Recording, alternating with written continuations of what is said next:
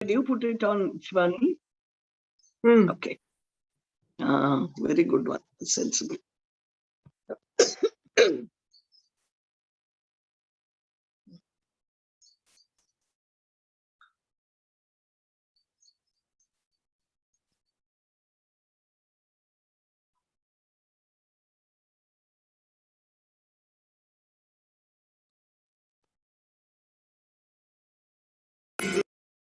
लाल चढ़ायो अच्छा गजमुख को सोन दिल लाल विराजे सुत गौरी हर को हाथ लिए गुड़ लड्डू साई सुरवर को महिमा कहे न जाए लागत हूँ पद को जय देव जय देव जय जय की गणराज विद्या सुखदाता धन्य तुम्हारो दर्शन मेरा मन रमता जय देव जय देव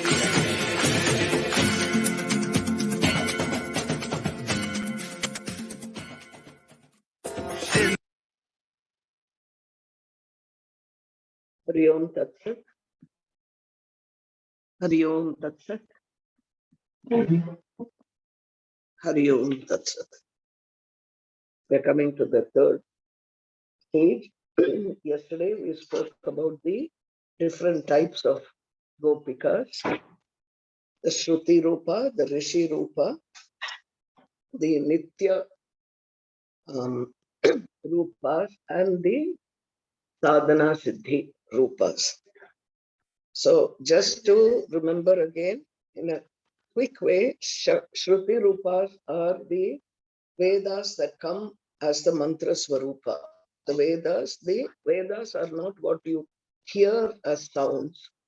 But when people chant the Vedas, or when you chant the Vedas again and again and again, you are allowing certain specific sounds in a particular sequential order and in a particular rhythm to enter through your mouth and through the ears, actually, because you hear it from a teacher and then you repeat it. And when you repeat it, these sounds become slowly part of your body when you do an abhyasa. That is why when people go to a Veda Pathashala, they take 12 years. You can learn everything in 1 year if you're smart, but you won't be wise. So then you go on practicing it. Even when you have left the place, you might become a Purohita. You just practice it at home. And as a reward for your practicing, that's a science. Those sounds become part of who you are.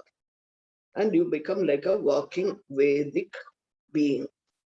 Now, if you can be a walking Vedic being, which is what a cow can become when you continuously chant the Vedas in its presence, people say, scientists have experimented and they say that with the background of the Vedic chanting, the cows give more than triple the times of milk that they usually used to give. If you have it constantly chanting in a agricultural area, then you get more than triple the fruits and the vegetables that you are growing than would ordinarily happen. So sound does have a certain effect on the subatomic levels of who that creation is. Now, when you're talking of sound, every sound has an effect. So there are sounds which are ugly sounds, sounds which are disharmonious and disruptive to the personality. And there are sounds that are very harmonious and put you in tune with the whole of the positive aspects of nature. When your whole body and mind becomes in tune with nature, when you understand that and allow the body to take its course, not ask the body to do what you want it to do because of your personal ambition or your impatience, then the body and the mind flow in a very synchronized way. When the body and mind flow in a synchronized way, and if that synchrony is towards the welfare of the whole of creation, which it will be, because when you align, everything aligns with you.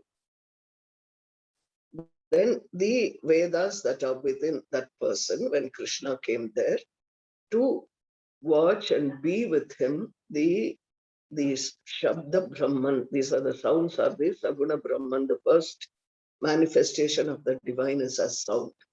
That Shabda Brahman is what the rishis had revealed to themselves when they took themselves to that state of consciousness. Now, why did they do that? They used their bodies and their minds as their laboratory. So wherever they went, they carried their lab along with them, where they were sitting, sleeping, eating, walking into the forest, meditating. It was such an intense and truthful movement into uh, the wholeness, the purnatvam of the divinity that they took on as a passionate obsession, almost, if you want to use today's words. But in those days, they did it because they thought without knowing this, they could not survive. And they were right. And mystic after mystic came and told us, seek ye first the kingdom of heaven, and all else will be added unto you. Meaning, go into your innerness and connect with the outerness and find the eternal one here and everywhere and within you also. When you find this eternal one, this eternity, you will find that you are your own sense of division has put you separate from the wholeness that you are. That is why they say Kashyapa had many wives. Of them, two were very prominent. One was Aditi and the other was Diti. Kashyapa comes from the word Pashyaka. They sometimes said it in an opposite manner. Pashyaka means that which sees. And this is why they always refer to Vishnu as a lotus-eyed. So if you see the lotus petal, how it is wide and comes to both ends of it are at points. So it means that he sees everything because he is in everything. That consciousness sees everything. And you're trying to go back to him, to that consciousness which sees everything, of what you call the Vishwarupa Darshan. Then the Kashyapa had two wives, they say, many wives, of which these two were prominent for the sake of the Purana. In actuality, nothing is prominent, nothing is indifferent, nothing is small in any way. Each has its place in the universe. So Aditi and Diti. Ad means to swallow. Aditi means also the undivided whole. And of Aditi are born the demigods, that is, aspects of the divinity who are by and large of a larger or a greater um, force in the universe than human beings, and less than human beings are the animals, less than the animals are the um, birds, less than the birds are the insects, less than the insects are the minerals. That is how we look at it in a scientific manner. And sometimes the scientific manner is used to explain something so that it comes to, we are able to understand something with our limited mind. But when you're moving into limitlessness, the rishis did not see these people as separate.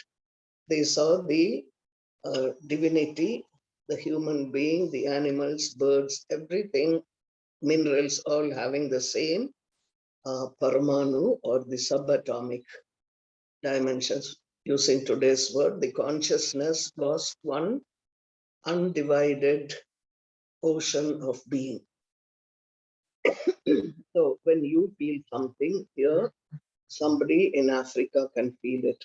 A fish swimming in the ocean can feel it. But we are so gross that to make us understand how they feel it, we get something like a COVID in between or a plague or something, and then we say, what have we done wrong? We have become ambitious, greedy, full of lust, and that has made us make use of another part of ourselves instead of treating it with reverence. So when we do this, then the other part which has been damaged or hurt hits back. So this is an understanding, this is a very, very special moment in our lives, in the whole of the evolution of the creative races. We can learn from the animals, the trees, the plants to see how much our greed has push them out as if they were things that we need to use for our comfort. Now, even just a little while ago, when I said that the Vedic sounds help the cow in producing more milk, and this is a finding, there will be people, perhaps even in this group, who will say, oh, okay, if that is the thing, I can have a cow farm and I can put a recorded or even pay somebody to do the Vedic sound so that the cow will produce more milk and then I can make a better business of it. So please be very, very cautious. That will damage. If you use any part of creation as a thing that you need to use for your comfort, that is going misaligning with the divine intention. So, having said that, so you have the Shruti Rupa, the Vedas themselves came as mantra Swarupa, the sound elements. They came into rishis and people who were looking at it with respect, reverence, and awe, and pledged their loyalty to that part of divinity, Shabda Brahman. So Shabda Brahman came into them and they became Gopikas. When they are born, you bring back your earlier samskaras. So that is what they mean when they say that the Vedas, the Shruti Rupas came, Rishi Rupas, because however much penance you do, desire leaves the physical, but it remains unconscious as a vasana. This desire has to be given to Krishna. So when you have anger, when you have hurt, when you have love, attraction, and sometimes you feel it towards the Vigraha, which you think is an object, offer it Krishnarpanam, offer it to the divinity itself. You can say Jesus Arpanam, you can say Allah Arpanam, it doesn't matter what name you call the Supreme Being, but offer this to the Supreme Being instead of to the transient beings around you. And when you do that slowly, you are lifted into what Patanjali calls the Ritambara Prajna, the consciousness Prajna of Ritambara. What is Ritambara? Ritambara is the um, rules and regulations which keep everything running in an oiled way in a synchronous manner. For example, if you go to, what's that world? Where you have in America, you have all this fun world that you have here. You have all sorts of things like a merry-go-round and a Disney World. Disney World. You Amusement go park. do all correct. So when you do that, thank you, Shivani. Everything runs on oiled wheels. Somebody at night, there are engineers and people who are constantly looking at every little nut and um, bolt, tightening it, oiling it, seeing that it is in alignment with everything else. Otherwise, you would not have this jolly good ride. But supposing you say, only I want to have this ride, and you tell your engineers, when I come on, just tighten the nuts. Rest of the time, don't bother. Then people will fall off the merry-go-round and things, and then they will get hurt, and then they will hit back by either breaking your Disney World, or they will see that it becomes useless. And that is the way it is with our bodies and our minds, and the bodies and the minds of every other being in the universe. We are one. That is one thing that has to be very, very clearly understood where the um, Raas Leela is concerned. Now, when you try to give up your negative and positive and everything else without going, you cannot do it without going beyond even nature, because it's our nature. Nature is ruled by tamas, rajas, sattva, and if we are tamasic, we cannot help it. We will be ignorant and make a mess. If we are rajasic, we will be ambitious and competitive, and we will try to outdo each other, and we'll make another mess.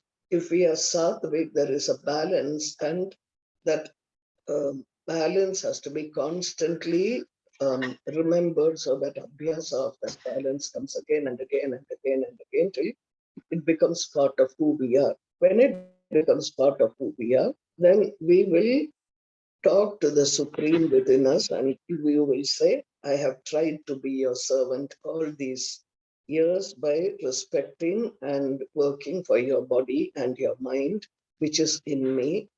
Now, please give me a rise. Like servants will ask you, give me a little more money. Then you might send, you'll see in these corporate world, some sensible corporate boss who might be worth billions will send his son or daughter to work at the lowest level and then make their way up. That's how it has to be, Abhyasa and Vaikukhya. So we have a story in which Krishna says that his guru for Brahma Vidya is Durvasa. Durvasa, the very angry rishi who would curse at the drop of a hat.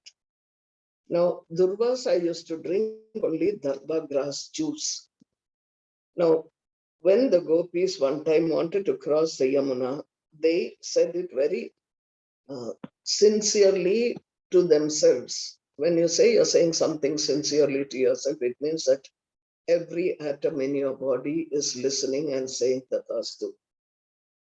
When they said, let us cross, if Krishna is a brahmachari, because people talk about Krishna being a playboy, and that was one word by somebody that made me go into the Bhagavatam 35 years ago, because somebody came, looked at a picture and said, oh, so this is the playboy God. And I said, no, he isn't. And I said to myself, even I didn't look into why we say he's not a playboy God.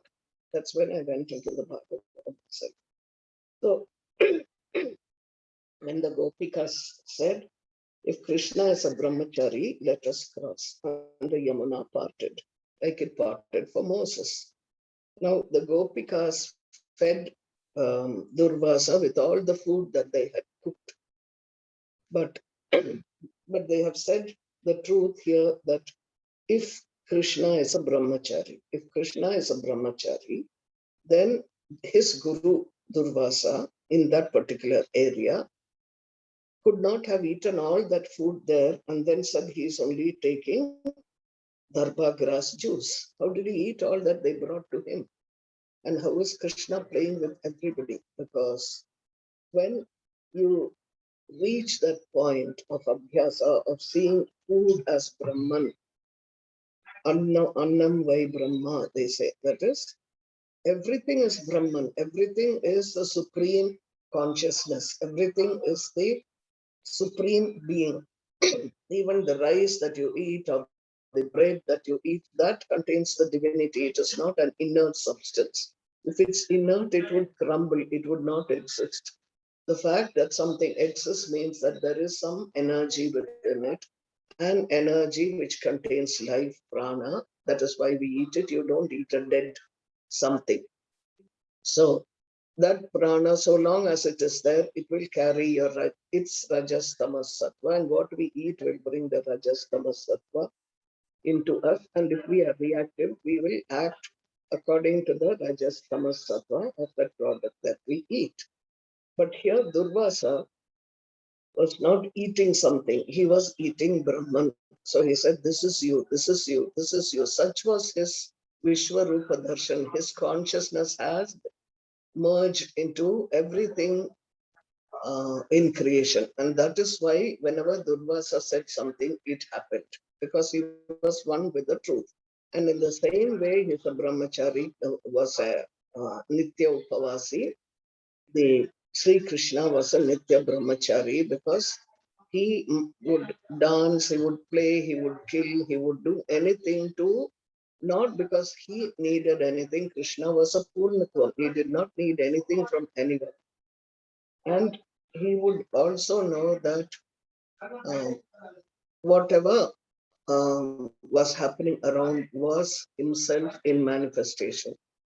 And that is the first lesson of the Raas Leela that is taught through the Govardhana incident, where he proves to people there that because they surrendered completely.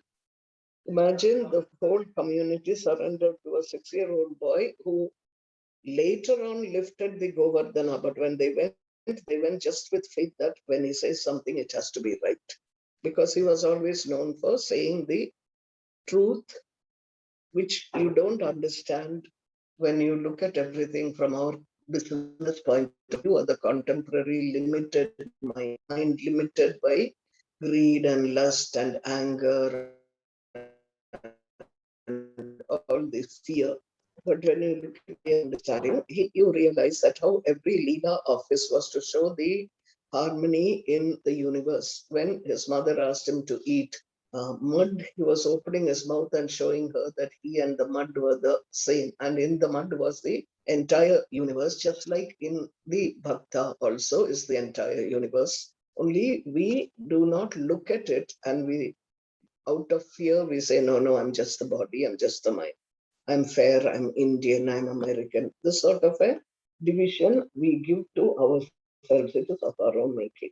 Now, Diti, the other wife, is called so because she is the divide, she represents the division in the universe. The diversity seen as one is one but not divided. There's a difference between diversity and division. So diversity is different manifestations, but one being. That is Advaita, and that is what Aditi is.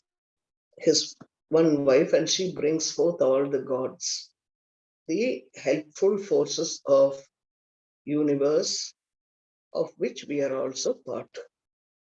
Diti brings forth all the disharmonious parts. That is, this so they are called the Daityas, that she brings out Daityas. Another wife called Dhanu brings out the Dhanavas, and these are the negative or um, disharmonious forces. Now, if you look at it, you will realize that what is called the demigods have, they are not fully sattvic all the time, because the only fullness of everything beyond the gunas is the supreme divinity. Everything else is a mixture of the gunas, rajas, tamas, sattva. The what you call the demigods are forces that are predominantly sattvic, but occasionally can go into rajas and tamasic modes. What you call the asuras or rakshasas or daityas or dhanavas or demons or devils are forces that are born of the divisions that are seen in diversity, not the oneness. And these divisions bring forth those forces that are predominantly tamasic and rajasic, but they also have sattvic elements in them, and some of them push themselves up, pull themselves up, so to say, and offer their anger to the divinity, like Shishupala did, like Ravana did. Completely, they had the, if you have a hatred, offer it to Arpanam, Krishna Arpanamastu. When you have fear, offer it to him. I'm afraid of you, so I don't want this Virata Rupa Darshan at all. I don't think I can manage it. Then he will take it, and he will slowly, slowly, slowly remove those fears and anxieties, because your consciousness is centered on the Supreme Self predominantly, and on your difficulties secondarily. So this is what happened in Govardhana Leela. He gave a darshan of the worshipper and the worship being one, the Dvaita Bhavana, he said. That is, pray to the, worship the mountain which is helping you. Don't worship Indra, the illumined mind. It is not appropriate here. And they obeyed him, though they didn't all of them understand. They just said, he said, it's right, so it must be right. Why did they say that? Because when you're in the presence of a heightened, evolved soul, you will see that that person is more right than you are, with you meaning I too, I'm saying. We are, because we have a divided view of life. That person who is evolved will be nearer and nearer to the divinity, and will be part of the undivided consciousness of the divinity, which does not mean that just because a person reaches there, he becomes God. We call a person God, a guru God, because that guru has merged and become the perfect servant of the divine. So this is what Govardhana Leela did to them. They kept seeing Krishna worshipping the mountain, and the mountain coming back and accepting their worship. Both were Krishna. And so his bhakti towards the completeness in him came as a sattvic element, his little finger, and such was the bhakti element in the divine that the mountain rose up and sat on his finger lightly. At that point, looking at him for 7 days, the seed of bhakti was sown in the hearts of all the uh, Vrajavasis, the people in that place, Gokula. So there are two flute sounds you have to remember. One is when the seed is put, and one is when you become completely eligible of because your fruit has become a young tree with um, the seeds have become a young tree with the fruits in it. So what happens? What are these two seeds? The first seed of bhakti is the what you hear at the fourth level, that is the Anahat Chakra. If you raise you go beyond your fear of not surviving Muladhar, you raise um, your prana into the Swadhisthana, where you are not looking at the whole world as if it is made only to give you pleasure and I couldn't care less about anybody else. That you go beyond that, you understand that's Swadhisthana. Then you go to Manipur chakra, you raise yourself, this gives you the power. Then when you realize that the power is not just yours to use for what you want, you don't go tumbling back into the Swadhisthana. You see there is a higher power that controls you also. You move into the Anahat chakra. When you reach the Anahat chakra and when you are in meditation, you hear the first flute sound at the fourth level. Then the old vasanas can still be there in a little way, the old surviving tendencies of fear and anger and hatred, these have also to be given up to that consciousness within you, which is the divinity. And when that happens, you go through the purification of the subtle body at the fifth level, that is the um, Vishuddhi, and you move into the Agnya level. When you move into the Agnya chakra, then you become eligible. And then this is what people will say that this is your last birth. So the last is the final merging with the Mahaprana. The last birth is not of the body. The reference is to consciousness as manifestation, the mother. So even when this goes, the person moves into a cosmic dimension of being in which transcending this or going beyond this is what the divine, the supreme consciousness is about. So when you get a glimpse of the conscious, that cosmic consciousness, like Yashoda got when Krishna opened his mouth, the Gopikas got when they were dancing the Raas Leela, Arjuna got on the battlefield. When you have this, when you are completely eligible, this becomes part of your complete knowing. You don't need to come back to learn it again. If you do not learn it fully at that point, because it's given to you when you're not yet ready, you can be an Arjuna and come back in another form to consolidate it. So when you move into that area also, you're called a Brahmavid. Brahmavid, one who sees and realizes the how his consciousness can affect every other being around, how every other being around can affect him also. Then you start becoming isolated. You act for the benefit of the divine in everything, but you act with ekanta or aloneness so that you conserve this consciousness without getting distracted with anything else. That is part of sadhana. So the body has been renounced, the mind has been renounced thousands and thousands of years ago for the Gopikas. They were rishis in one birth also. Then the Anahat Nada is heard. Now only at that point the real Om is heard or experienced. It is never, the Om is not heard through the Indriyas or the mind. because when you have the indriyas and the mind, you are listening to the Vaikari Shabda, that is the um, perverted sounds that come from your mouth, because the mouth has been not being used to being contaminated. We say things, we hear things, and we fashion them to suit our own needs, mental and emotional needs. And so we make a habit of it, so the mind never gets purified.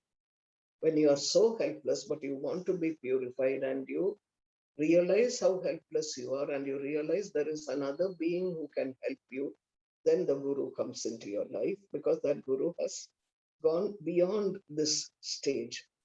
And that person who can help you to replace the I in you with the you. That is, that guru will teach you through action, through work. For example, you look at your own gurus here, those the authentic gurus I'm talking about, they lived very austere lives personally. You look at the Shankaracharyas in Sringeri, Kanchi, they just had uh, one cloth underneath, one cloth up, or just a cowpin. Even if that was not there, they stay by themselves. They don't get into social gatherings. But when the time comes to impart knowledge to the world, they come out and they do what they need to do, and they go back. No Shankaracharya will say, I'm so attached to this ritual for making the masses come to me, let me do it every other day. So they do it with the complete feeling that he is doing it within me, I am his servant. So eventually, this um, servant aspect comes in you, which I personally feel is one of the most beautiful of consciousness. Instead of being a servant to your greed and anger and hatred and even attachment, if you want to be a servant to the highest emperor, and that is the divine. Now, only when the jiva struggles for Ishvara, only then he comes to them. And this need for Lord is so much that people can become, they call it morcha. Morcha is unconscious, but here the unconscious is not just fainting, it means samadhi of a higher order from the already samadhi state. The jiva or the atma is neither male or female, nor is it transgender. So in the neutral name given in the Bhagavatam is Anyacha, Ananyacha, that one, the other one, because it is pertinent to every being. Every person can be a Gopika if you go into it with great passion um, and struggle. Just like every job, even a welder, when he goes into the welding profession, he takes many years to be a good welder. He burns himself in the meantime. Sometimes the eyes are damaged. Sometimes his clothes catch fire, but then he struggles and struggles because he wants to be a welder. And so it is with every other skill that we accumulate. Now, what happened with these um, gopikas? The Vasana and the Sankalpa Shakti goes, because even Sankalpa Shakti is something that we desire, and that desire offered to God, we say, please let me be a servant. Now, the point is, just this morning I thought, why do I have to say, let me be a servant? When I say I am a servant, I've been enrolled. When I say, let me be a servant, it's as if I'm not satisfied with the work he gives me, or I'm not satisfied with the reward for it, then only I pray to the Lord. But once I say I'm your servant, then he has accepted me. I am in his employment. So he comes to you on his own. And when you go into that state, which is the Anahata Chakra, Krishna whispers in the ear, I will come to you in the Sharad Ritu. Wait, hold on to the state steadfast. He is not that he cannot confer it on any being, but he is giving you the um, satisfaction of being able to see him within you, doing every little act and holding on to that state steadfastly without losing hope at any time. So bhakti is between you and Bhagavan, or between you and your Guru. No one can see it. But Krishna being, or the divinity being the Antaryami, he sees it and he knows. It is just like in a family, the mother may scold the child, the father may be very kind, and you might say the mother is mean and the father is such a gem, but the mother and father have a good understanding between them. That is, if they are in harmony. And they know that the father will not chastise the mother and bring down her authority because they are in complete harmony, and he knows she's doing this for a purpose and I'm doing the other thing for a purpose. So it's like this between you and God. Nobody else can see your bhakti. And the more you say, I have so much bhakti for my guru and I'm so, he's everything to me and all, it is uh, A, needless, and B, you have to ask yourself, why am I saying this? Why am I bringing this out? Sound. When I say things like that, it is as if I'm trying to convince myself that actually it is true. And then when I do something which is disharmonious, out of line with what is the creative wholeness, then it says, okay, I can do it because after all, Krishna did it, somebody else did it. So we are using the divinity to satisfy our own lower impulses. And that is a tendency that can happen with everybody. God does not judge. He allows you, he puts you through these tests and temptations, so that the fire of your um, yearning for him will burn your heart and melt it. That's a picture you're seeing there. The Gopikas were like that. The fire of their devotion for Krishna was so much built over many, many lifetimes that it removed, it melted the Anahat chakra inside, in a sense. That is the heart, not the physical. The Anahat chakra is melting, it becomes Krishna's dasi, servant. Servant, you must remember, it's not, when we talk of servants, we also look at our servants in many inferior ways. We think it's all money related. I'm paying somebody 20,000, it's much more than the neighbor is paying 15,000, so she ought to work better. But that's not what a servant means. Servant comes from the word, can he be a bit softer? The servant comes from the word to serve. And when you serve somebody, how do you serve? If you're serving food to your child, how do you serve? If you're serving food to your guru, if you're serving food to the Atithi, the guest who comes to your house, how do you serve? You serve with all love and dedication. That is a servant, not a person that you can buy for money and who ought to do what you ask that person to do. So Krishna knows your bhakti. The Guru knows your bhakti. You don't have to reiterate it at every point. When you say it to every other person, it means that you're trying to say, hey, your bhakti is not good, mine is better. That I and mine will always be in it. So remember, we go into an ekantam inside, a oneness and aloneness inside, so that we can see ourselves, painful as it may be, and change and service ourselves. When I'm talking of service, like you have a microwave and it falls flat, you call this person to come and service it, make it right again. And that is what a, a an elevated being or a guru or somebody of that level, the person who's gone into a higher level, is a servant, and he does what God wants him to do to help the rest of the people. So remember three things: that there is no connection at all with the body of the Gopikas. The Sthula Sharira is not there.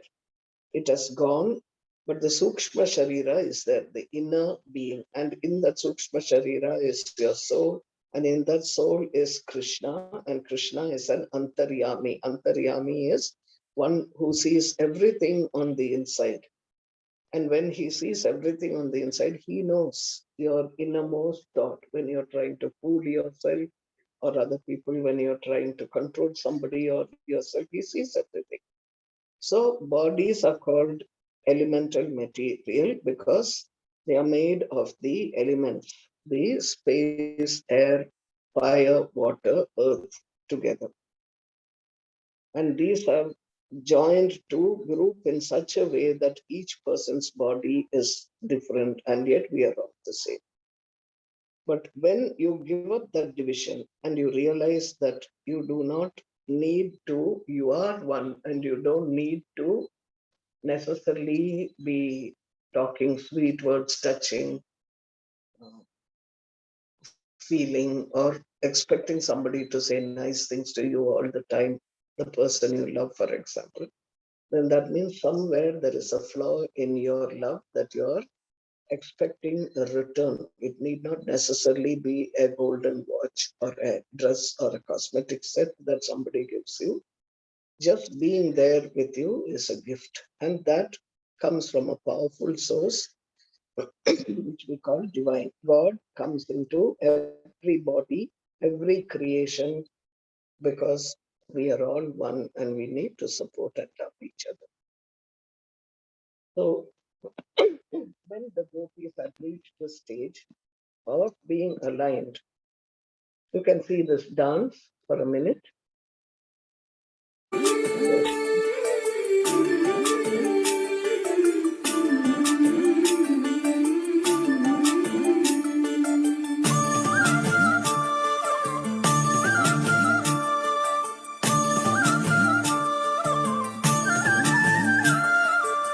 മനസ്സിനുള്ളിലൊരോണം വിരുന്നു വരും നേരം ഞാനും എന്നോർമ്മയും കാത്തിരിപ്പു മൂകം.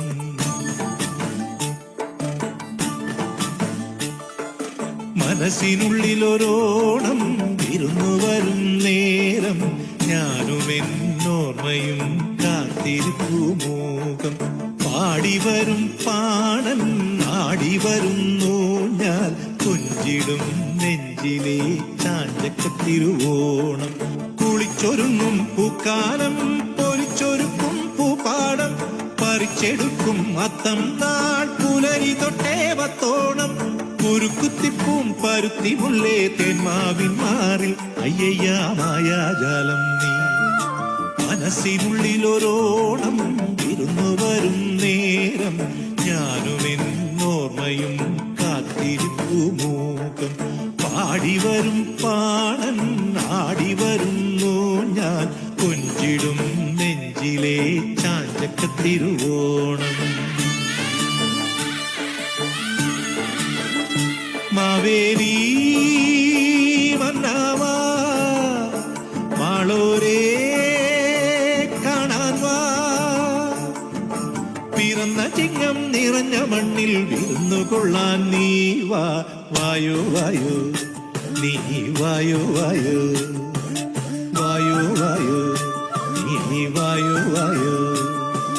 മനസ്സിനുള്ളിലൊരോണം വിരുന്നു വരും നേരം ഞാനും എന്നോർമ്മയും കാത്തിരിപ്പു മൂകം.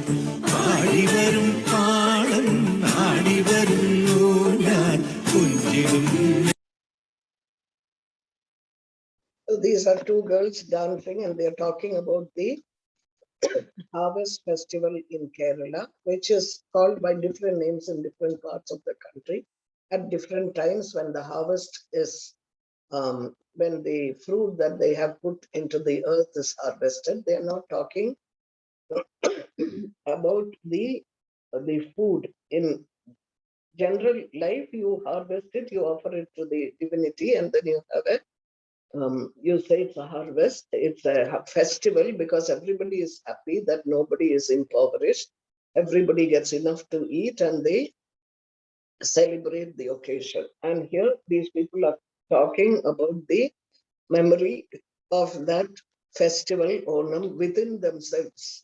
What is the Onam within you? What is the harvesting? You have struggled and struggled. You put in one seed, you poured water, somebody comes and helps you to nurture it. Somebody comes as a stick to allow your creeper to grow and stand on it. Then somebody comes to help you hold the fruit that is coming, and eventually you harvest the fruit of your endeavor, your sadhana. That is what these girls are talking about. It's a great festival, and now we will all do it. They are saying it's not as though I alone I've harvested it and I'm going to sit and enjoy it. No, You're all part of the group. You're all part of the effort that I have put into it. And not only just my friends, the sun for shining at the appropriate time, the rain for watering it, the earth for what it gives, the wind that blows the seeds from place to place and helps the germination, the space that is given to the germination process within and without. And these Pancha Mahabhutas have served us, and we say namaste to them, pranam to them. And when you accept the harvest festival has come and you're saying namaste in Kerala here, it is a pranam to the King Maharaja Bali, which you have gone through in the Bhagavatam itself, who eventually has so much, he offers everything up to the divine and then offers his head, his ego also. He says, not my will, but thine. That is what Jesus did also. So when we reach that point, it becomes a festival. You don't lose anything, you gain. So when they struggled for thousands of years, these rishis, and some of them came back as gopikas, they left their gross physical body behind. We are talking of what is happening in the Sukshma Sharira or the subtle body. Here is one gopi. You might be a lame person, a blind person, an ugly person by social standards, like Shabari was called. You might be to 100 years old, or you might be 5 years old, but your Sukshma Shariram, which you have built up in the service of the Lord, is young and beautiful. And this is the part of you that is called a gopi. There are many gopis. And when they reach that point, when even the seed of uh, whatever you are going to get the benefit, just like the tree that grows, the mango tree, it doesn't eat its own fruit. It offers it to the Lord in divinity in every other being. And it's satisfied that it has been given the privilege to offer it. So the Gopikas are like that also. It's a Nishkama Arpana. That is, I'm giving it to you. I don't want anything. Just the satisfaction of being able to give to you is a very great blessing for me. That is where my being a servant comes to completion. So when they come here, what happens? The Krishna looks at them and he says, welcome Mahabhagaha. Now, there is no greater title than Mahabhaga.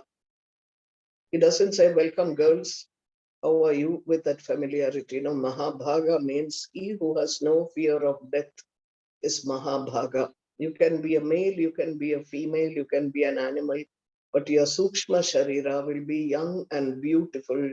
When you have reached that point, it is your second birth. That's why they said twice born. So he who has no fear of death is a Mahabhaga. He who is mad for God is Mahabhaga. And the flute can be heard only by a Mahabhaga. And when we show all this in movies, in art, and in sculpture, and all this in this country, we are trying to keep alive certain values that we might tend to forget when we move into Rajas and Tamas mode. So we constantly bringing people's memory to this one particular, to this. It is addressed to the beautiful Sukshma Sharira in you, which contains the divinity as the Atma. And so everybody is a Mahabhaga. So he says, he calls them welcome. And then you are ready now for a higher upasana. Now he doesn't say it, but the devotee thinks that now God is going to come into me. I've worked thousands of years, millions of lifetimes, and I've finally reached. And that can be your um, greatest temptation. If you see the lives of Jesus, of Buddha, Jesus in the wilderness, he got all the siddhis, and then the devil tells him, um, devil meaning your own inner tamas and rajasic gunas, it tells him, now since you haven't eaten at all for 45 days, make the stones into bread. I'm sure God will do that for you so that you can be fed. And he says, man does not live by bread alone, but from every word that comes from the mouth of the Lord. What is this? Every word is the prana that he is sending, the prana along with the sacred Vedic sounds like the pranava omkar. When you start breathing in omkar and breathing out omkar, the more you do it, the less you need to eat to sustain yourself. So the same thing happened with Buddha. He was put through many tests by the entire universe is testing him there. Divinity in the form of beautiful women came dance. He was used to all that when he was a prince. He was put to starvation. Fierce monsters came out from inside.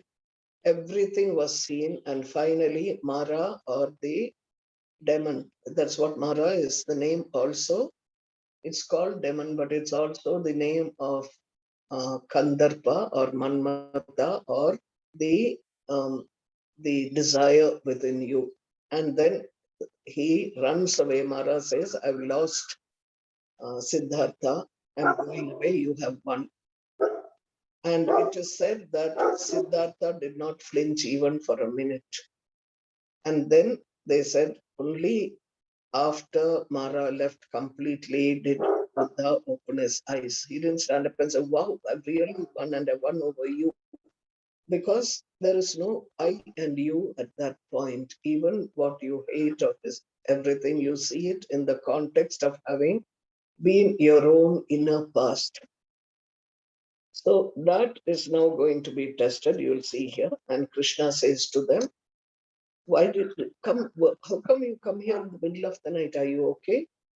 Are the people in Vraja, in Vrindavan okay? There no emergency is there. It's like when you receive a phone call in the middle of the night. In the old days, nobody would call you unless there was something disastrous happening to somebody you knew, like a death or an accident or a critical hospital uh, admission, that sort of thing. Now that you have the digital era and you can look at your mobile phone at any time in the day or the night, these things are not taken quite so seriously when you get a phone call in the night. However, this is another temptation because it gives you such a sense of familiarity that you can see so many people being shot dead and massacred in different parts of the country.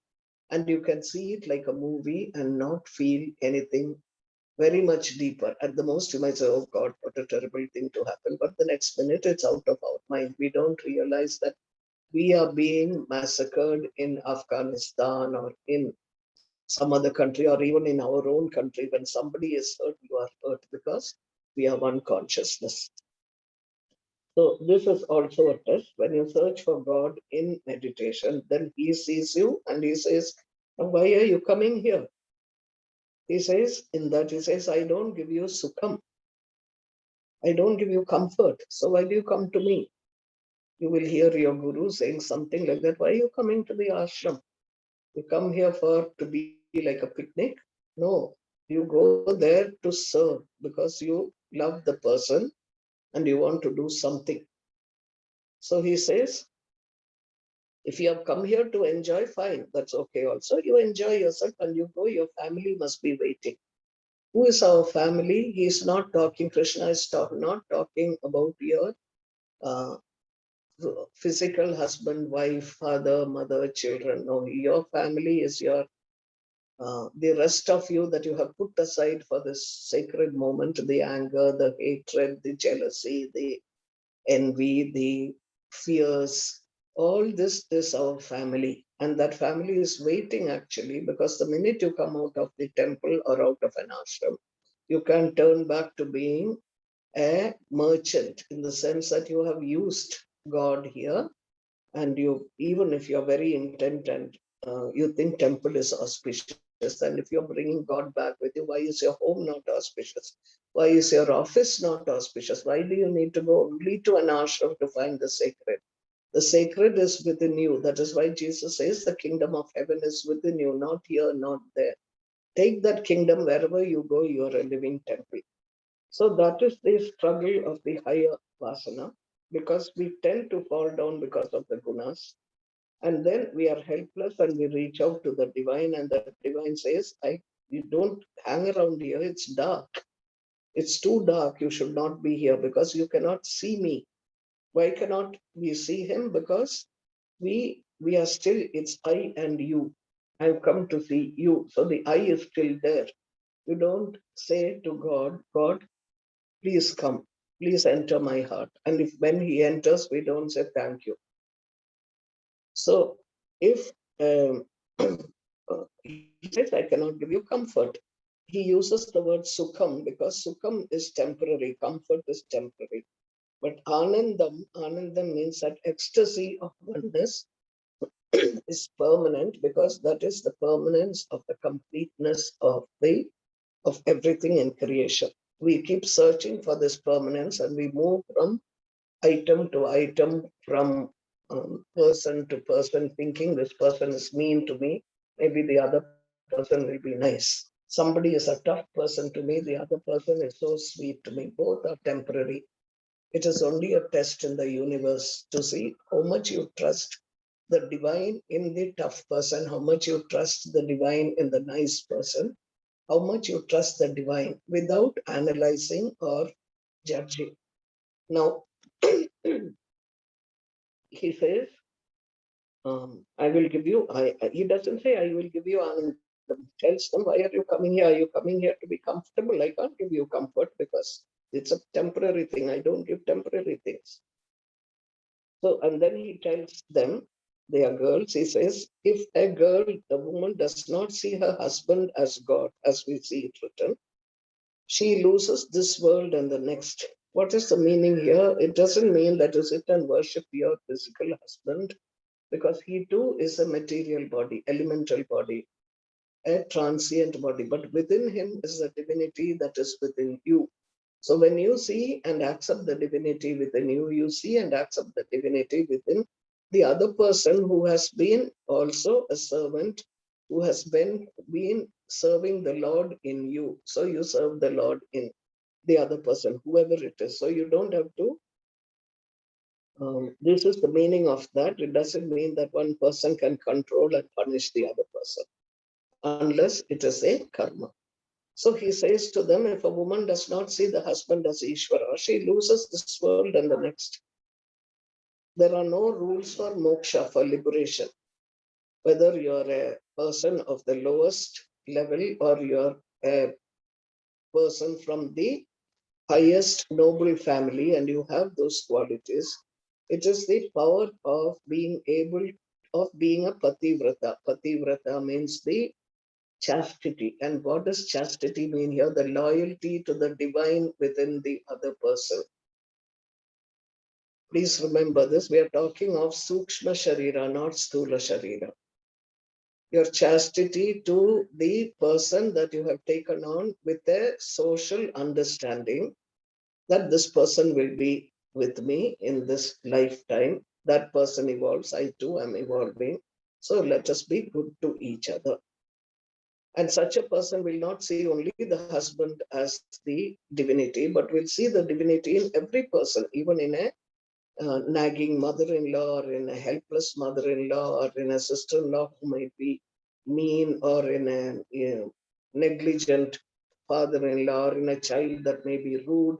The divine is in every being, and you see that divinity and not the external rudeness, which is part of the karma of the Sthula Sharira, the gross physical body.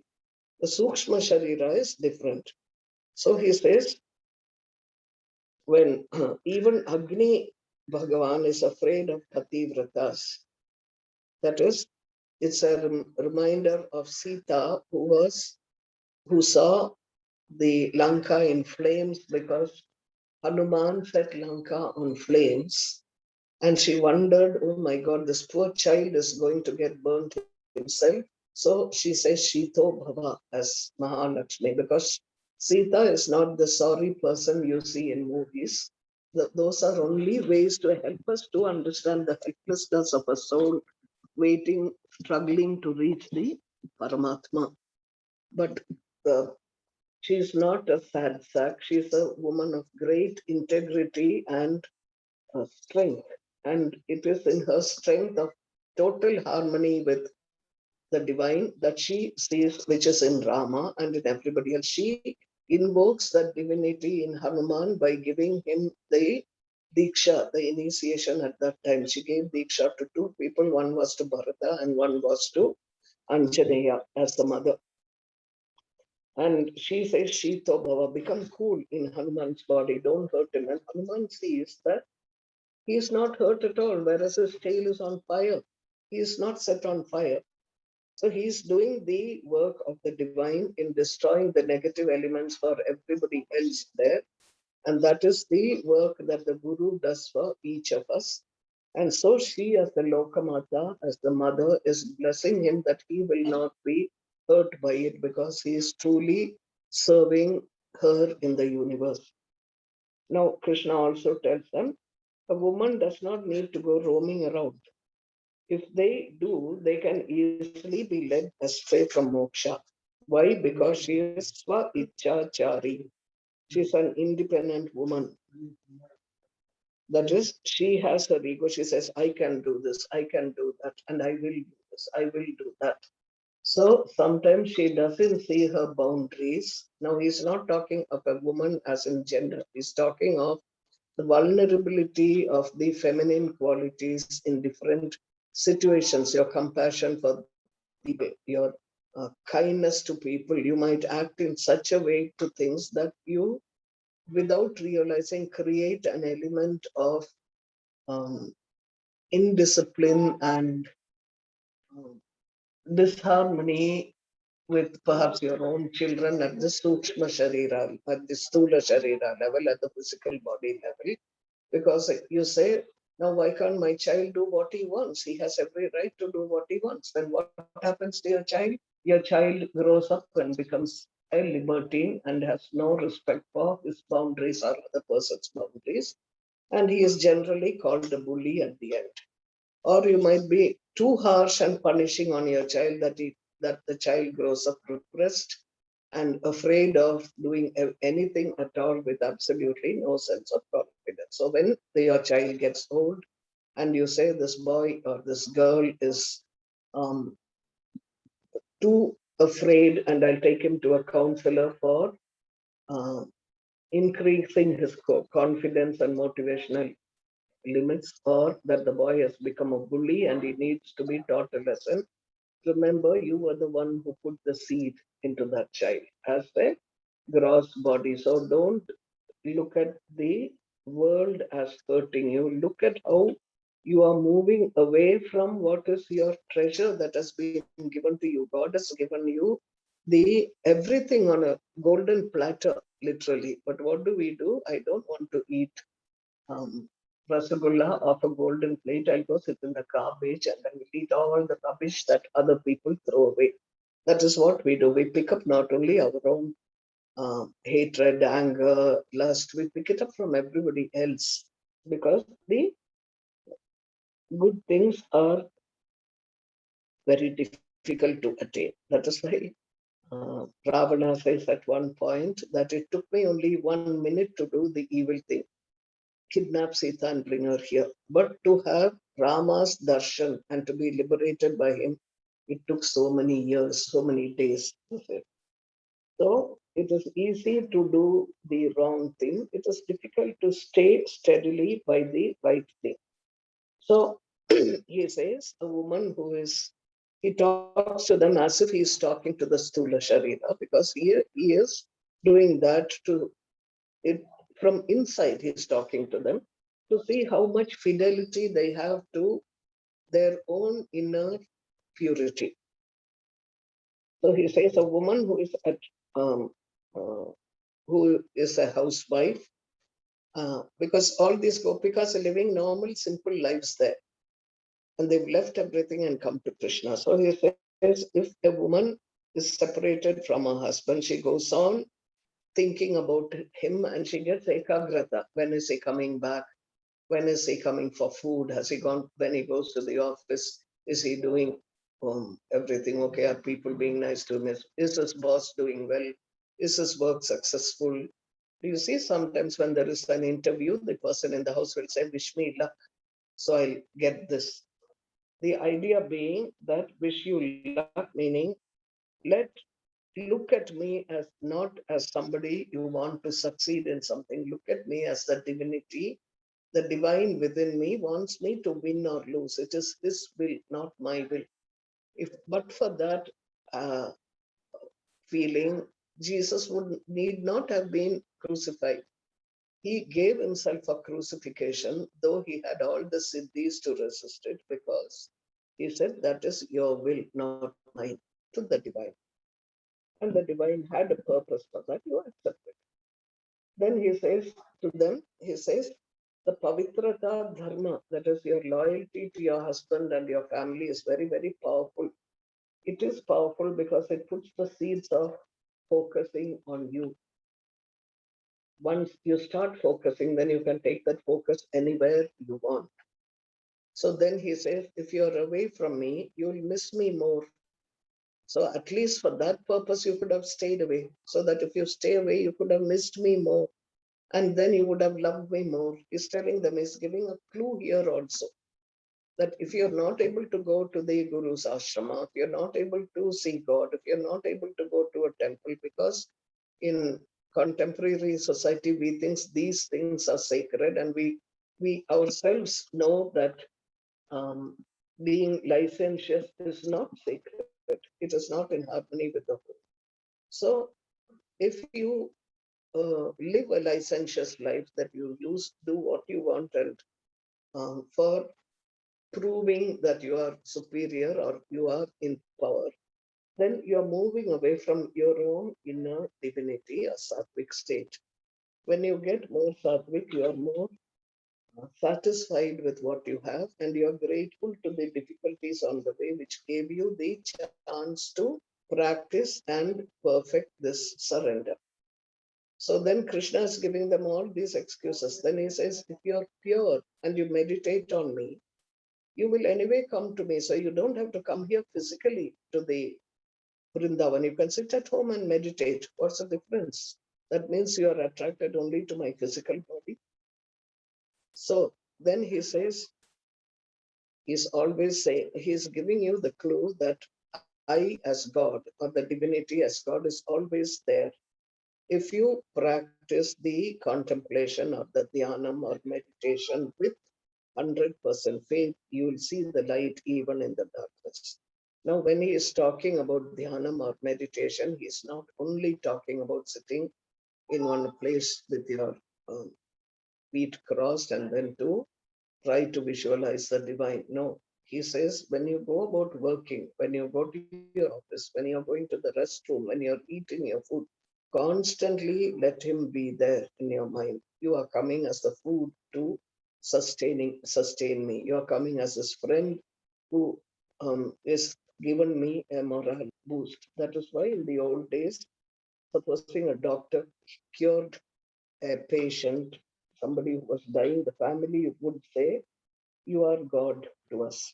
They won't say you are a doctor to us. What they mean actually is that the divine entered you and gave you the skill to heal this person who was dying.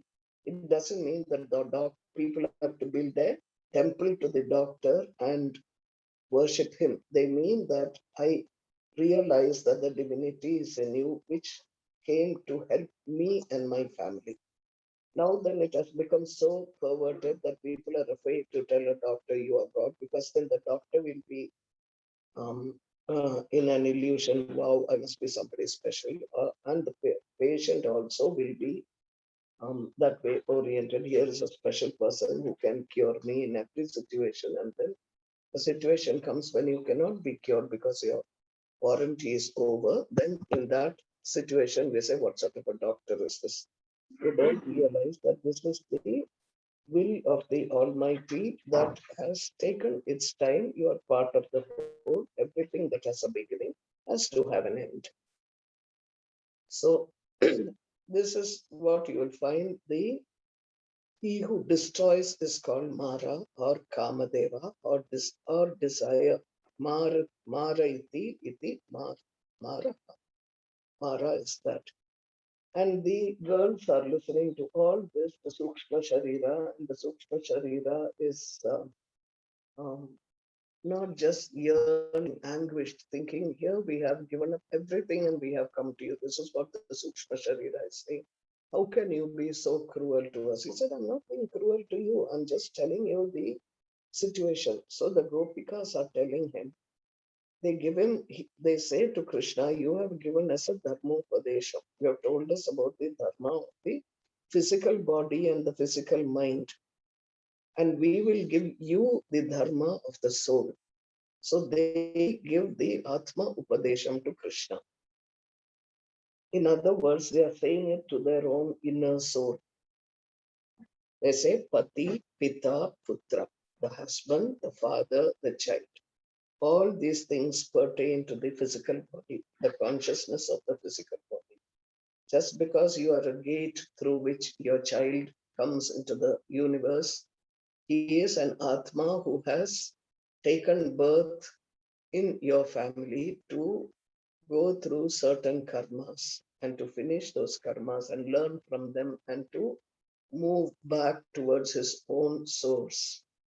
You cannot say my child belongs to me and therefore he has to behave in a particular manner because you're looking at the body of the child or the body of your father or your husband. You're not looking at the Atma in the father, the husband, the child, and anybody that you are attached to. So, what these Gopikas are telling him is they are saying it back. They are saying, they say, yes, we agree with you, the father, the husband, the child, all that is important for the body consciousness. But here we have come with the Sukshma Shariram, the Atma Shariram. The Atma Shariram has no husband, no father, no child, because they were rishis, you see, they've lived many lives and they remember their past and how many lives they had. They were grihasthas, how many lives they were vanaprasthas, and how many lives, and everything was transient, nothing was permanent. So they say to him, the Atma Dharma is about Parabrahman, or the Supreme Soul, which is the only Pati. Pati means a Lord, a protector. Pati does not necessarily mean a husband. When you say Pati, then you call your husband that because he is the person who in society protects you. This is a social dharma. The Atma Dharma, you see, it is the divinity in that person who is protecting you. So you say you are Pati Tapavana, they tell him. You are the pure being who is beyond all this also. And we have held your feet. What does it mean holding the feet? It means, when you say a physical renunciation of something, it is, you say tyaktva or parityaktva. But when you say samtyaktva, it means a mental renunciation. Even in the mind, I've given up my greed, my lust, my various desires. It's called samtyajya. That is a samyak perfect renunciation. Sarva Vishayam, all that is an objective temptation, we have placed at your feet, Tava Pada Moolam, because we know it comes from your feet, your feet. And in a way, they are saying we've renounced everything for you, not because other things are anityam, not because it is sukham, that because he says Yusuf to them that I cannot giving you comfort. They are saying we are not giving it because it's comfort. It is viveka due to buddhi. It's a consequence of sadhana, a discrimination of knowing what is permanent and what is not permanent, and having understood that the impermanent will not always be there. We are choosing the permanent, that is the divinity, and the divinity in the impermanent. If you realize when you do a Ganesha puja or Devi puja, you bring the permanent into the impermanent, which is your idol, or when you draw a yantra. But then what do you do at the end of it? You take this divinity, the statue, and you immerse it in the waters. what it means here, I brought the permanent into the impermanent with my bhakti. The permanent is with my atma, not with the body, not in this form. Having understood it, I'm letting the form go away because I know the formless is within me always. And that is jnana. It is a transcendental jnana. Because bhakti comes with karma and jnana. Together, bhakti comes. So it is a viveka, which is a consequence of sadhana. So she who has Sri Krishna alone in the heart, that is she who has the presence of the divinity in her heart all the time, in whichever situation she is, good, bad, ugly, unpleasant, she is a gopika. And when you come to the divine and hear Krishna, they will say, Krishna, the desire does not stay anywhere near material desire, does not stay anywhere near you when you reach Krishna. And we talk of, they tell him, you talk of physically being at home. But what is the use of just being physically there and having just a physical shuddhi, cleanliness? The mind also needs to be pure, not just the physical body.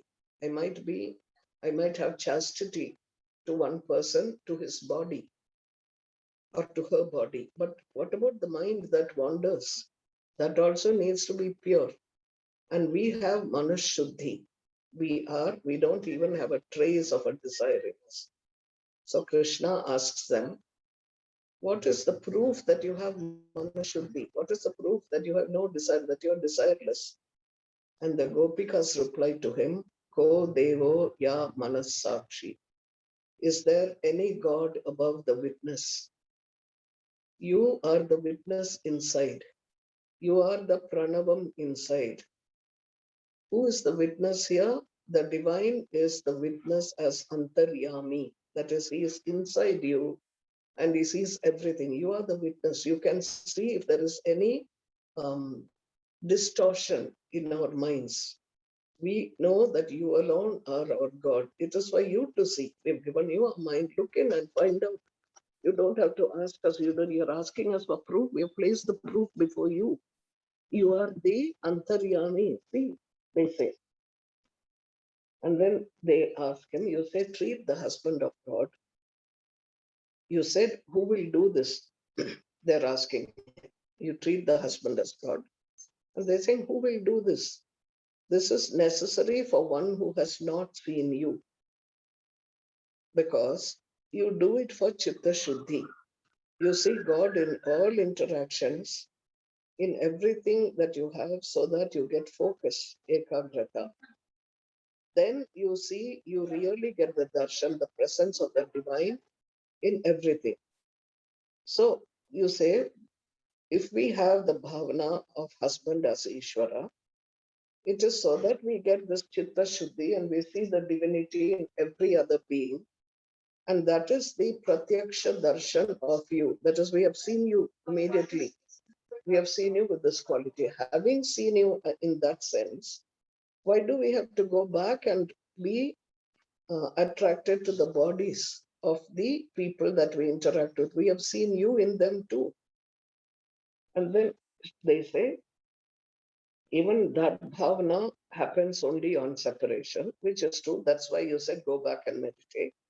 When we have you next to us, where is the need for moving into meditation and samadhi and visualization? They're asking. Who is the pati? That is the husband. They're asking him. You said pati, that is a common word for a husband. Pati comes from the word pataha, which means a protector.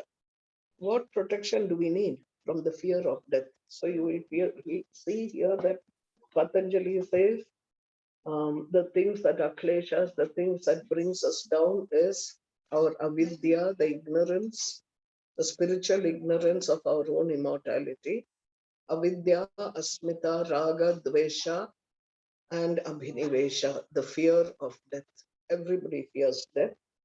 And what protection do we need? We need protection from the fear of death. You alone can protect us from the fear of death, because when we come to you, we have realized our soul. And when we realize the soul is a part of you, we realize the soul will not die. What we call death is only the dropping away of the elemental material called the physical body. And why is there no fear of death? Because with Krishna, there is no time, there is no Kala. Remember, right in the beginning, we spoke about Kala, that we never think about Kala time. Time is like a warranty period. Something that is born dies. So the body, which is an elemental material, is born at one time. It's given to you to loan out like a vehicle. At the end of a certain warranty period, it goes. But what about the rider in that body? That rider is part of Krishna's consciousness. So that Krishna will never die within you. So then they say another thing. They say, yes, we agree about the duties of a chaste wife. By being loyal and chaste, what do we get? We get chitta shuddhi. Mean chastity does not mean just in bed. I'm talking of chastity of mind, chastity. For example, you look at another person who has come up in life and you think, I wish my husband could also have been a CEO or something. Your chastity is gone. Or you see the neighbor coming in with a gift for his wife and she comes running to you and she says, hey, look, my husband has given me a necklace today. And in your heart, which you suppress immediately, is a thought, I wish my husband could have given me this. Now there your chastity is gone. So why do we practice chastity? When we practice chastity, what do we achieve? Chitta Shuddhi. Chitta Shuddhi leads to God realization. Now, when we have attained you, why do we need to go back and repeat it all over again? That's what they're asking you. And they say, you told us about the Sati Anasuya, the Rishi Patni, a wife of a Rishi who changed gods into babies. The gods, the supreme gods came to her and they said that we want to be fed. And then any person comes to your house and says, I'm hungry, feed him, because divinity is in that being. So she says, come inside, I'll give you a good meal. But they said, we've taken a vow that we can only eat when fed by a nude woman. Now she's in a dilemma. She has offered them food. If she doesn't give them food, then she's breaking her promise. That is a mistake. Then if she comes nude before them, she's tempting them, and that is another mistake. So what does she do with her viveka and her buddhi and her faith in the divinity in her husband, Sukshma Sharira? She looks at these three gods and she makes them into babies. And when they are babies, she feeds them nude. It makes no difference, you see. So they then say, you have won this and we will give you a gift. Ask for whatever you want. She says, I want you to be my babies, my children, all, all time. So her husband's name is Atri, and she, Atri, adopts these three children who are the supreme Rajas, Tamas, Sattva. That is Brahma, the creator, the creative force, the dissolving force, that is Shiva, and the sattvic force, that is Vishnu. And these three are born as one child. And it is because of adoption, he was called Dattatreya. Atri adopts him, adopts this child as Dattatreya. For those who do not know, Dattatreya is the father of yoga and tantra, of spirituality. So they say, you said Anasuya. Anasuya, her name means one who has no envy. Anasuya has no, she had no envy for anything. So she was totally satisfied with what she had. So they said to Krishna, we also, you tell us the story. Okay, we too know stories because we have lived many lifetimes giving lectures. We we didn't experience you then, but as gopis we have come. So listen to our story. So they tell him a story. There was a lady who loved her husband completely. He was her life in that sense. A woman who loves her husband like that is called a pativrata. One who offers her, who sees the husband as a protector and none else. Sita says this also to distinguish a specific quality in a bhakta. When Hanuman says, "Step on my shoulders, I will carry you back to Sri Rama," she says, "No, it is he who must come and protect me. Rama is as my protector. He has to come and win me, and I cannot go on somebody else's shoulders to go." In other words, your protector is the divine, not your popularity, not the people you have in your life, not your kinsmen, not your money, not your power, not your status. None of these things will come, as many of you have seen in the COVID. People who were brilliant, people who were powerful, people who were handsome. The COVID did not say, "Okay, you're popular among so many people, so we'll let you be." When death comes, it doesn't look at people and give you a choice. So she says, here was a woman like that who couldn't bear to be parted from her husband for a minute. So he he says, "But I've got to go out of town to do my work. Otherwise, how can we live comfortably?" So she says, "No, if you go, I cannot. I die of the separation." So he gives her a photo of this, and he says to her, "Whenever I go traveling on work, you look at this photograph and you think of this as me. I am in this photograph. This is what is called a pratyaya, your Ishta Devata, or your Omkar." So he says, "This is your pratyaya. You won't miss me because you will be in samadhi. So when you don't miss me, because you are all the time thinking about me, you won't miss me." So she said, okay. She kept that photograph, and every time she missed him, she sat in front of that photograph and she looked and she remembered all the good things. And slowly, slowly, even the memories faded, and that photograph became uh, fully what she thought of as a husband, his fondest state. Now, he was supposed to come back on a particular day. His business got over and he returned earlier. Now, remember, this is a story that the Gopikas are telling Krishna. "You told us a story, let us tell you a story." So one day he returned earlier and he knocked on the door. And he says, "Let me in." She says, "Who's it?" He says, "I'm your husband. I've come back early." So she's asking Krishna now, the Gopika is asking, does she go and open the door for her husband now? Or does she sit and meditate on the picture, saying that you're not supposed to come so early? So they are telling him, "We have renounced everything. We have renounced even our techniques." Does not mean that you give up meditation. That's not what they are saying. They are saying, we know that it is not this technique that is leading us to you. It is all. We have come to you because we have taken refuge in you. It's as simple as that. Now it's your responsibility. We have renounced even the Stri Dharma. We are not men, women. Our Atma has no um, uh, gender difference. I am Shuddha Chaitanya Atma. That is, I'm the pure awakened soul. My Dharma is the Lord. So one who holds on to Dharma for Chitta Shuddhi so that the Paramatma is attained. But having got the Paramatma here, we don't need to go back and do something else. You are the goal, they say.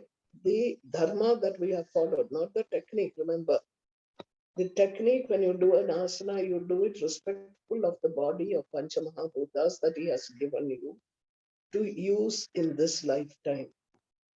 And he is part of um, the 5 elements that make your physical body. So you respect your body. You don't get over attached to it. Neither do you um, repel it. We have gone by our Swadharma and we have attained your lotus feet, Charanaravindam. Having seen your lotus feet, where is the need for us to do anything else? And then Krishna says, if I am your Lord, as you call me, the protector, and you are my servants, then you should listen to me. If you're listening to me, I'm telling you, go to your house and serve your husbands. As your protector, I give you the order. Now, why does he do that? After all this, he should be convinced. And he does this because he gives them an opportunity to feel that intense longing of separation. And that is a gift that is very rarely given, and that is given only to the Gopikas. So go to your house. Where is your house? If they are in the Sukshma Sharira, they will know the house means the divine, the Paramatma is your home. And who is your husband? Your husband is the Pati, the protector is the divine. And when your protector is the divine, then what the protector says, the divine says, you should just obey. Don't think that you know better than him. That is why Draupadi, when she is disrobed, she says, Patikalaiva Rittareno. What is the point of having had 5 husbands? When I needed them, not one was there. It was Krishna who saved me from being disrobed. So Krishna says, if I am your Lord, then you should listen to me. Go to your house and serve your husbands. I give you this order as an employee, as your protector. Then the Gopikas replied, Krishna, we have taken thousands of lifetimes. We have struggled, we have suffered, we have searched, we have fatigued, and we have finally come here. We are so exhausted, we are in no position to go back. Yet, if you order, we will listen. But remember, the mind is needed to live with our husbands. You can't just go there and be like a robot.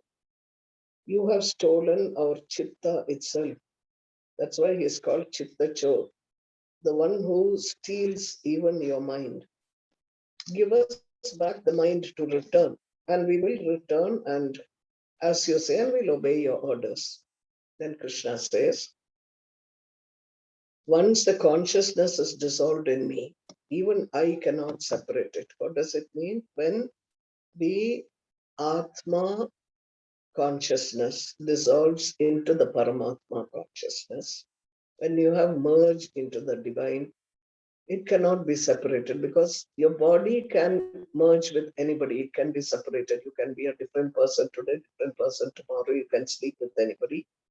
But when you're smaller, manas, you merge with somebody, you have an ideology, similar ideology, even that can change tomorrow. But when you're chitta, every part of you, your mind, is dissolved in something. It can only dissolve in something that is equal to it, that is same as it.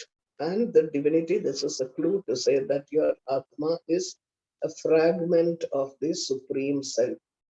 So now he says, when consciousness is dissolved in me, even I cannot separate it. I don't know where your mind is now, because it has got dissolved. I don't know where it is now as a separate entity, because it's not separate. You mix sugar or salt in the ocean, any amount of salt, and you can't see salt as separate from the water. So he says, even I'm helpless to return your minds. This is the cosmic consciousness that comes to them. And the gopis say, without mind, what will our bodies do? Even our feet, our karmendriyas do not move away unless the mind says move. Then, you know what Krishna says? He says, you can't walk, that's okay. With my yoga shakti, I will reach you home. He doesn't give it. You have to wait for the Lord. You can't demand. Then the Gopikas say, you can send our body, but what about our minds which are dissolved in you? Mind, even if it goes to the material world, cannot be dissolved in it. That we know. Why? Because only like substances can dissolve into each other. Mind is made of part matter and part consciousness. And when the mind dissolves into the Paramatma, or the Supreme Consciousness, Your consciousness also has decided. Then Krishna says to them, I know your love. I know how much you love me. This is an unconditional love. But today, go home. So the Gopikas say, our prana may go, but we are not just our prana. And Krishna says, what do you want? The importance here is you must know what you are doing this for. What do you want from God? Do you want him to make you powerful? Do you want to make you a lover? Do you want God to make you part of his working army? In other words, the sacred warriors that you can be to make the world a better place for everybody in the universe, for every creation. So he says, ask me. You have got your Prahlada, who was put through great tribulations and trials. He did not even ask God once, save me from this difficulty. He knew God will save him and he waited. So when his father, who is a demon, Hiranyakashipu, asks him, where is your God? Is he in this pillar? He says it mockingly because we don't think God is in a pillar. Do you think your God is in your car? Do you think your Bhagavan is in your tawa? Do you think your Bhagavan is in the pen that you're writing with? Somebody asks you, is God in your pen? You laugh. That is how we are. But then he says, the Prahlada says, yes, he is. To him, it was not a philosophical thing. It was, he did see the divinity everywhere. And Hiranyakashipu broke the pillar and the divinity came out. Where did it came? It came out of Prahlada's unflinching faith. That energy was thrown into the pillar, and when the pillar broke, the divine came out of it. So Krishna says, okay, so what actually do you want? And then they say, we want your Adaramrita Dhanam. That's the only thing you want. Literally translated, it means the lips, the nectar of your lips, which is generally called a kiss.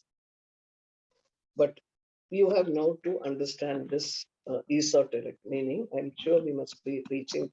Shivani, how many minutes more?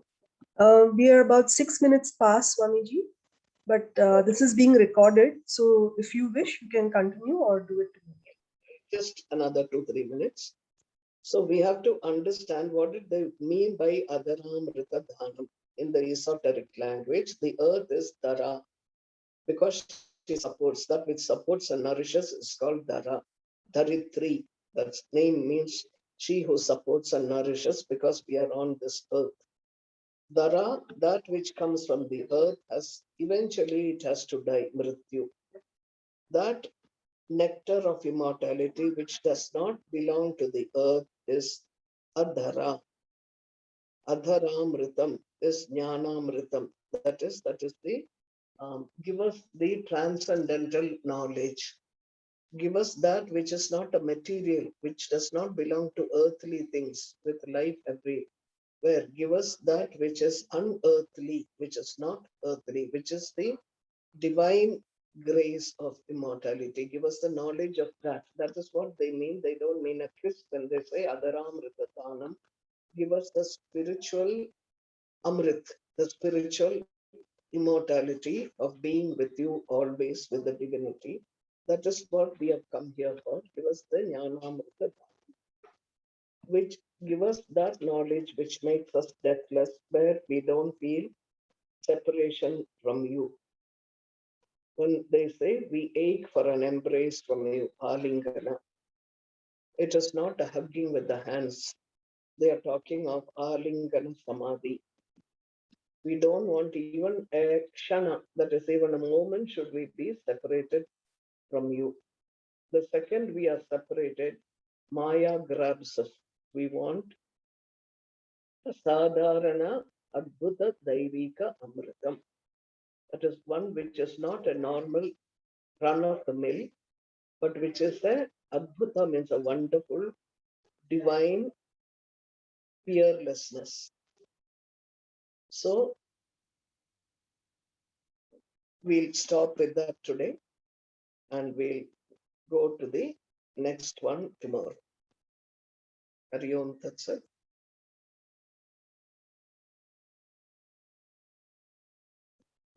Finished.